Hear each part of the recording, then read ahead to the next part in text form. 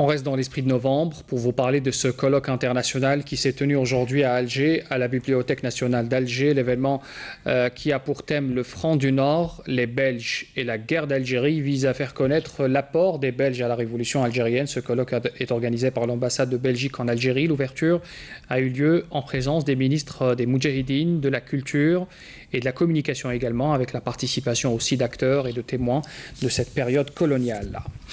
Les Belges ont aidé les Algériens et le FLN pendant la guerre d'indépendance. Ils étaient membres de réseaux de porteurs de valises, passeurs de militants clandestins, mais aussi membres du collectif des avocats belges du FLN. Autant d'engagements rapportés par les témoignages dans ce colloque. Yazid Aït Mahiddine les a recueillis pour nous, il était présent.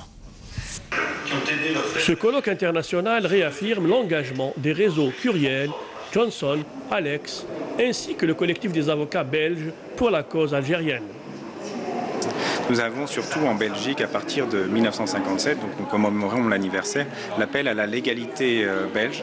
Il s'agit d'une application plus pure et simple de la plateforme de la Soumam qui entendait s'appuyer sur les gouvernements neutralisés ainsi que sur les opinions libérales. Donc les opinions libérales, ce sont les personnes progressistes qui sont en Belgique, notamment à Bruxelles et à Liège. Ces personnes seront les principaux moteurs des réseaux de soutien en Belgique. Nous avons aussi mis notre maison à la disposition du FLN pour toutes sortes de réunions importantes qu'ils ont eues. Mais surtout, nous avons hébergé des jeunes Français qui refusaient de porter l'uniforme et qui refusaient d'aller se battre en Algérie. Le moment fort de cet événement historique est la présence de Omar Boudaoud, ancien président de la Fédération de France du FLN. Il est aussi l'un des intervenants dans le film Le Front du Nord de Hugh Lepage.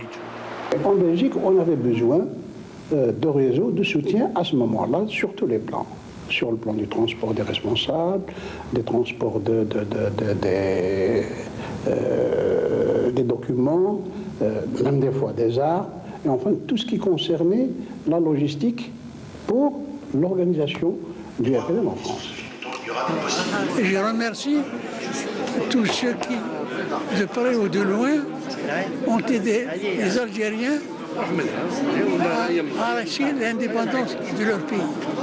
Des deux côtés, on ignore très largement qu'il y a eu ces réseaux d'aide pendant la guerre d'Algérie et quelles ont été les activités de ces hommes et de ces femmes qui avaient décidé un jour de venir en aide au FLN qui avait fait de la Belgique un moment, si vous voulez, une sorte de base arrière. Quand les réseaux français, le réseau Janson et le réseau Curiel ont été pratiquement démantelés par la sûreté et la police française. L'assassinat du militant Ekli Aïssiou en 1960 par l'organisation La Mer Rouge a été l'un des déclics de la mobilisation belge pour l'indépendance de l'Algérie. Le fait que pour la première fois dans l'histoire européenne, le drapeau algérien va être publiquement exposé sur son cercueil, c'est un événement extraordinaire, sans que personne n'ose intervenir. La mort, l'assassinat d'Ekli Aïssiou a été quelque chose de très grave pour nous, parce que c'était un ami. Et on a trouvé sa mort parfaitement injuste, révoltante. Et nous avons décidé de nous engager davantage, parce que c'était insupportable.